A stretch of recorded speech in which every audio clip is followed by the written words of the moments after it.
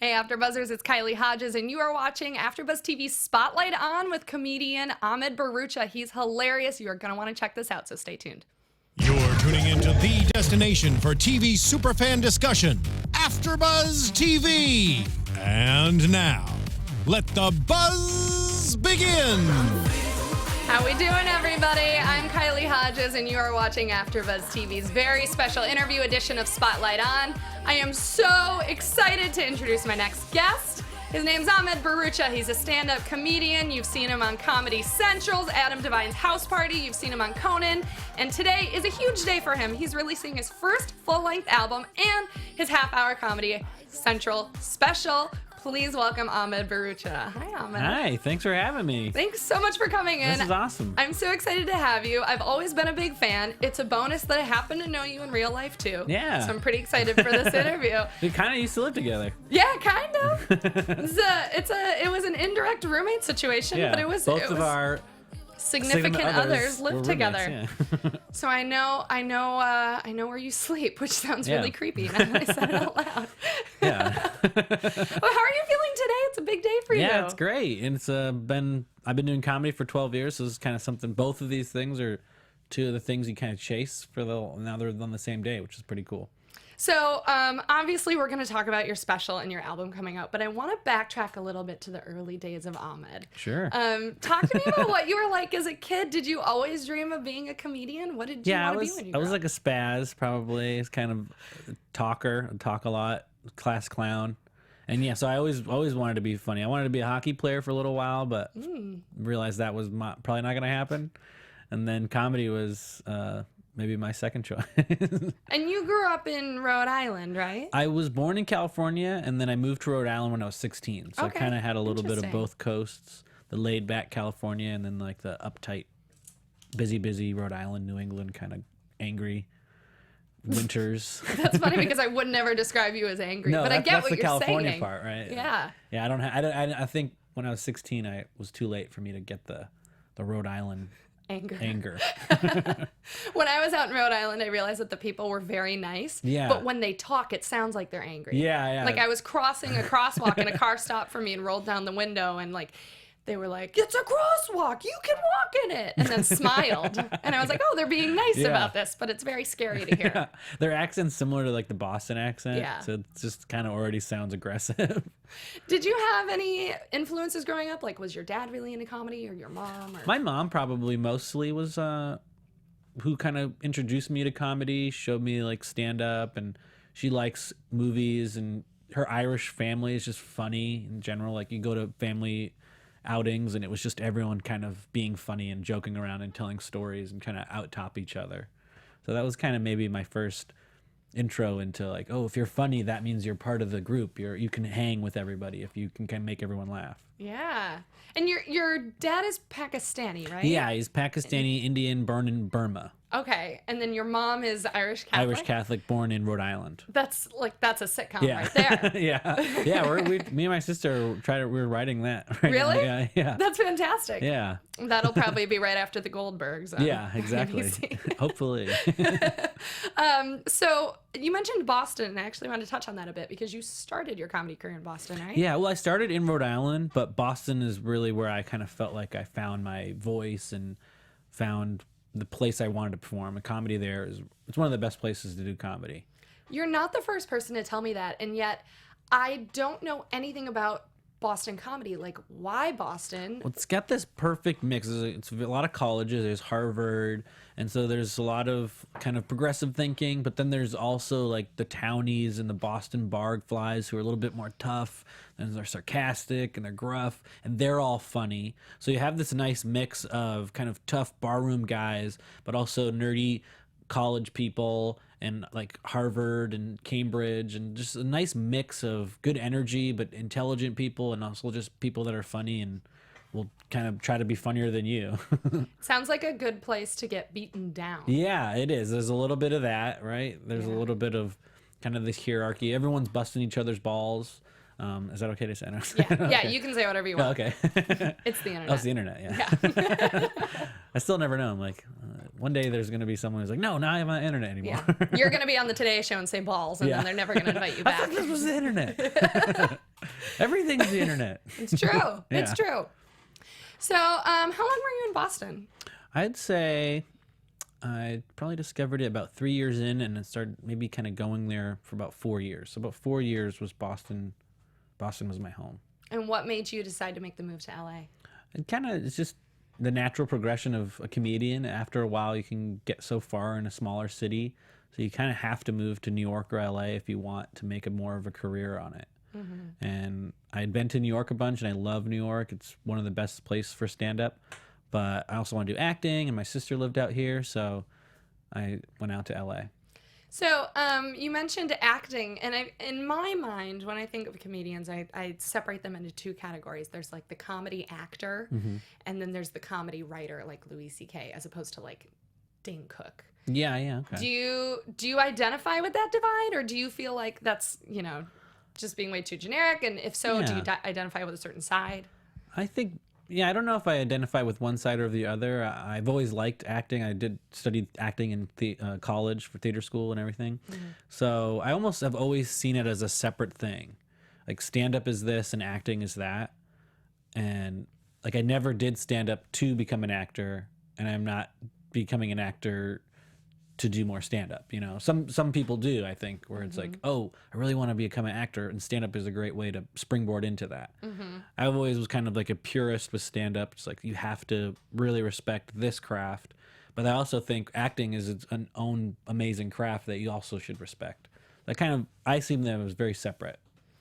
And at what point in your life did you realize, holy crap, I'm actually funny? I could feasibly do this for a career. It's not just a hobby at an open mic, and everybody's been too nice to tell me that I suck.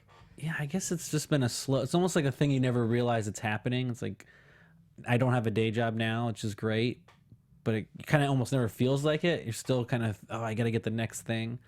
But when I was a kid, I remember people writing in my yearbook, like, you're really funny. And that was kind of when I first was like, oh, other people think I like being funny, but other people are labeling me as funny. So that was maybe even early on then. I was like, that's what people tell me. That's like the thing that I get complimented on the most was, oh, you're funny. It's like, that's what I am. I got to make that work. Ahmed equals funny. Yeah. Execute that. Yeah. So here in LA, you have a sketch group called Dead Kevin. Yeah. You guys have had some really funny sketches that I'm a thanks. fan of. Tell me about how you guys formed, what you do with the sketch group, and do you see a future with Dead Kevin? Yeah, for sure. They're some of my best friends, and we're really like brothers now. We all met in LA, although I met Ryan a little bit in Rhode Island. He's from Massachusetts, but right over the border. And Jack's from New Hampshire, so we're all kind of New Englanders. But we met out here really in the open mic scene where it's really awful and just spare. So you kind of gravitate towards people that have maybe a similar mentality as you. Yeah. And so we just became great friends, and we wanted to do sketches. We filmed one, and then people had a good response. So then we were like, all right, let's do one every Monday for as long as we can. So we did that for about 3 years, and I was really proud of it. And then we took a break. We did some stuff with Comedy Central, tried to work on a pilot. And so we're kind of in the middle right now. We're still trying to maybe get a show, but also we're probably going to come back to YouTube and put out more sketches. That's great. Yeah. And you've toured a lot with the Dead Kevin guys. Do you feel like touring has... Tell me about how touring has affected your stand-up career, because it's important. It really opens. If you only perform in LA and New York and the cool places, you can really only have one side of you. You only start talking to people that agree with you and people that are like you. But when you go on the road, you don't know what you're going to get. You might just get all old people or blue-collar people or college kids or old, just something in the middle. So there's so many things happening on the road that kind of teach you to really open up your way of speaking to people. Okay, look what this crowd looks like. Don't just come in with a dick joke. Or Not with maybe the elderly do. Yeah, club. if you're in Boston in a bar, open with a dick joke, win them over. But it's just kind of, I think a lot of times in comedy, especially if you're performing in LA only, you forget that we all have a shorthand here, and we all know the industry. We all are jaded a little bit, and we don't get offended by things. So there's a different language that when you go out and just talk to people that aren't like you, that you have to learn. That's very good insight. Yeah. So let's talk about your your half hour. You filmed that on the road. You filmed it in my hometown, which I just found out. No, I filmed the album in your hometown. Oh, okay. Well, let's talk about that because I love my hometown, Madison, Wisconsin. Yeah. Best city in the world. Best club in the country, probably. So, do you get to pick the club where you film your special in, or your album? Yeah. Well, I was trying to record it in Chicago because there's this really great show there called Comedians You Should Know. It's amazing, and I've just had some of the best sets of my life there. So I thought, I'm gonna try to record there, but it kind of didn't work out. And I'd already had this weekend at Comedy on State in Madison booked 5 shows, and I heard it was an amazing club. I'd never been there before, but wrote on Facebook to a bunch of comics like, what's the best clubs to record at, and so many people said that club. So then I asked my managers and agents, I was like, can I record there? Will they let me? And the club itself, they want people to record there. Yeah. They're already set up, they already have all the mics in the audience and everything, and they have so many other albums that have been recorded there, so they were like gung-ho. They're like, yes, please record here. It puts So their that's name cool. on the map, so that's probably why. Yeah, and that's such a great club, and they love comedy there. Yeah. I think in the Midwest, especially Madison, where they just get dumped on in the winter. People need, they gravitate towards that particular street that the club is on, which is called State Street, and it's just bars and perfect. stuff. But it's like people need a release in the wintertime. So they're like, give us the comedy, give us all the comedy, all the alcohol. That might be like what's great about Boston too. Yeah. They both have that like wintry, like we need Survivor. entertainment. Yes. Yeah. It's a desperate feeling when Yeah. you're in January or February in the Midwest or East Coast. Yeah. So maybe they're just willing to laugh a little I more. think so. Us West Coasters who have such great weather all the time just takes a little more time to get us to laugh. So, what was that experience like recording your album? It was great. The club was so awesome. I get to do 5 shows. So for me, I get in my head a lot, especially if it's an album. You're like, this better be perfect. But since it was 5 shows, the first 2, I was like, they're throwaway shows, right? If it goes bad, who cares?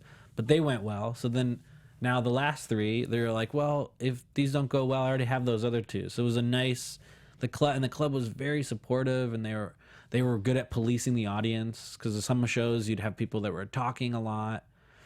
And that's why what makes our club so great is that they kind of let someone know, hey, you're talking a little too much. If you keep talking, we're gonna have to ask you to leave. And people are usually like, oh, okay, I didn't know, I was just having fun, but then I'll be quiet.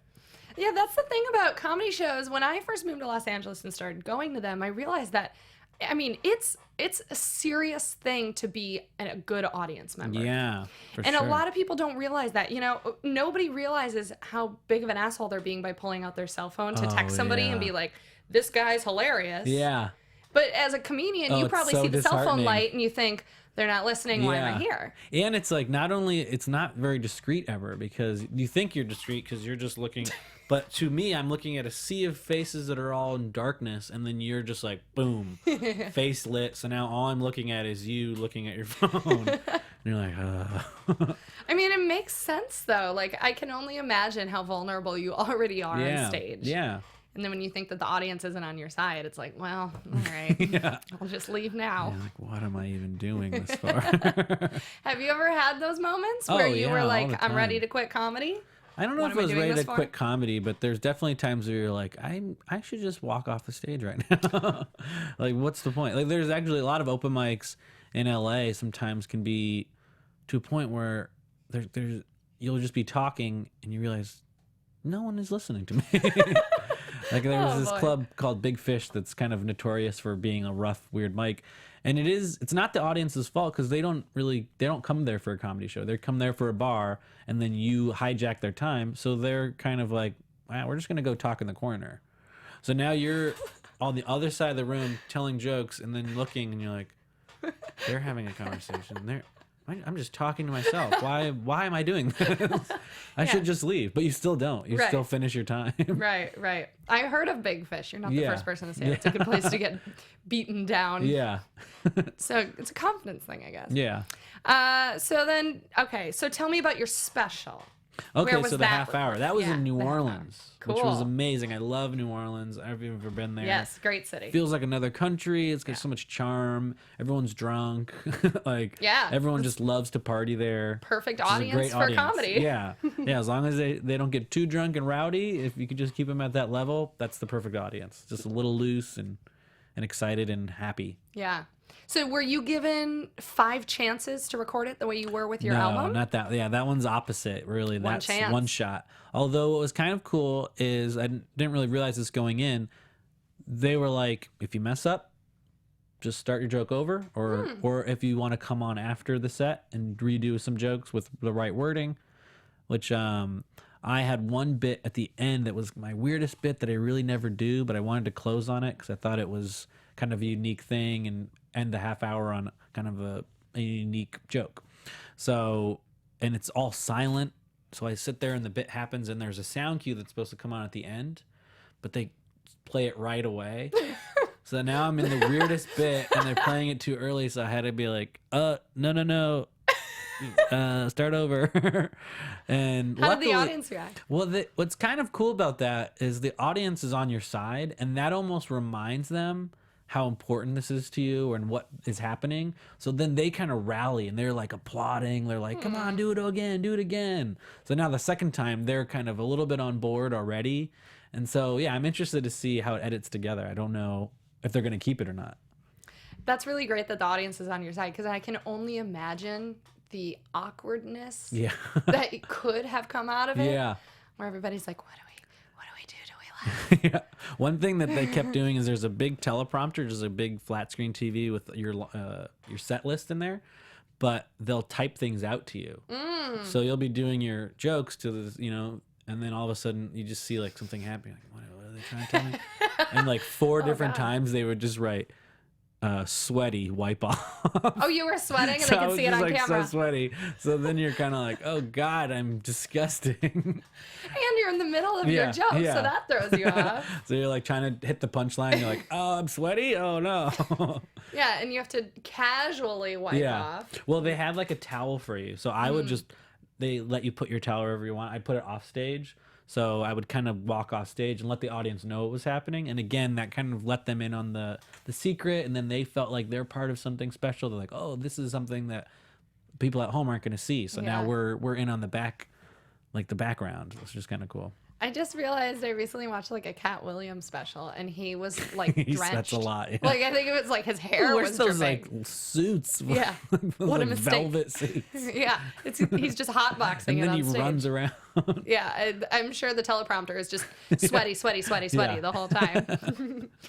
So on top of your half hour and your album dropping today, next week you have an Adult Swim show premiering. Yeah, Dream Corp LLC. Yeah, tell me about that. It doesn't sound like your regular show. Oh, it's so interesting. It's fun. Like it's Adult Swim, so it's bizarre and crazy. But it takes place kind of like a workplace comedy inside this deranged laboratory where the main character, Dr. Roberts, he does like dream therapy. Like you'll come in with a problem, we'll hook you up to a machine. The machines are kind of old and not great, so it's kind of dangerous.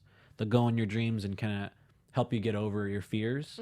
But then I work in the lab. I'm like a nurse who gives the drugs and takes all the drugs. So I'm kind of just in the background doing drugs all the time. And I'm assuming you're not supposed to be taking the drugs. Yeah, no. I mean, well, actually, the place doesn't care. Like, that's what's kind of cool about it is, like, the patients all come in, and it's not a very friendly, warm environment for them. And the doctor will kind of say, like, oh, and they're trying to shut us down. And then they're like, what? Who's trying to shut you down? And then they put them under. So it's a very kind of dark comedy. And that premieres next Sunday? Next Sunday, October 23rd at 11:45. 11:45. I will DVR it. Very exciting.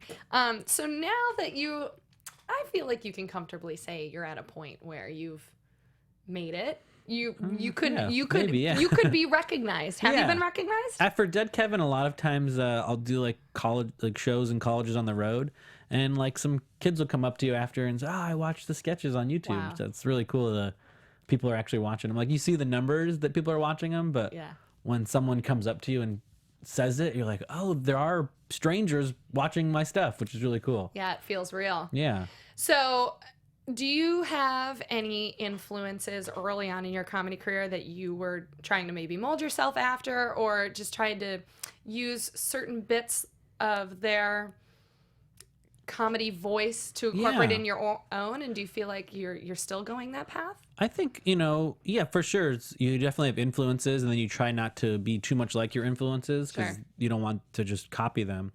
But like Chris Rock and Dave Chappelle early on were two of my biggest influences. I loved Chris Rock's social commentary, which I still kind of have in my act. I try to have a little bit of that. And like I loved Dave Chappelle's silly voices and act outs and just his essence. So both of them were huge influences. Richard Pryor and then Seinfeld and just so many comedians. Brian Regan, just so many different influences that you kind of get little parts of them in your act. Who would be your dream tour lineup? Say you're headlining and you can pick anybody to come with you. Come with me? Yeah. Well, I would like to bring the Dead Kevin guys. I love touring with them. Or who would be maybe somebody that you would want to tour for? Tour for? Like someone huge. Brian Regan would be pretty awesome. I think he's just like this well-rounded comedian. He's very clean, but I feel like a lot of times that isn't fun. But he somehow is clean and fun, and it makes it. Makes a lot of moms happy. Yeah. Yeah, exactly. So he would be really fun to tour for. And Chris Rock and Dave Chappelle, obviously, just because they were the first guys that I really was obsessed with. Yeah. Cool. And have you met them in real life? No, I haven't met any of those three. Chappelle has popped in at the Comedy Store a few times. I always feel like you'll be at home and you just like look on Facebook and you're like, Dave Chappelle's at the Comedy Store right now. Oh, it's probably too late. Yeah. One of these days. Well, now that you're going to be on Comedy Central, you're like in the club. You're in the CC club with them. Hopefully, yeah. If you see Chappelle at Ralph's, you could just be like, "Sup? Hey. We're on the same network we're the together." Same. Yeah, I'm the same as you. I get it. We should hang out. Yeah, we got the same stuff. Well, Ahmed, it was such a joy interviewing you. Thanks for having me. Please tell everybody listening where they can get all of the things that you're starring in coming out this week. Well, look at my website, ahmedbharoocha.com. Bharoocha is Bharoocha. You can go on Twitter, Facebook, Instagram, all Ahmed Bharoocha. My album's on iTunes, Almond Badootie. Please rate it and review it. That helps it get out there more. And yeah, I think those are all the places. And what time can they watch your half hour? Half hour Friday today after midnight, 12:30 on Comedy Central. Very cool. And then Dream Corp LLC next Sunday. Next Sunday, Adult Swim, 11:45. I think a little bit after Rick and Morty. Wow, he's dominating our DVRs, Yeah. but in the best way possible. Thank you so much for coming into the studio. Yeah. You guys can follow me on Twitter at the Kylie Hodges and Instagram just at Kylie Hodges. Thank you all so much for tuning in, and we'll see you next time.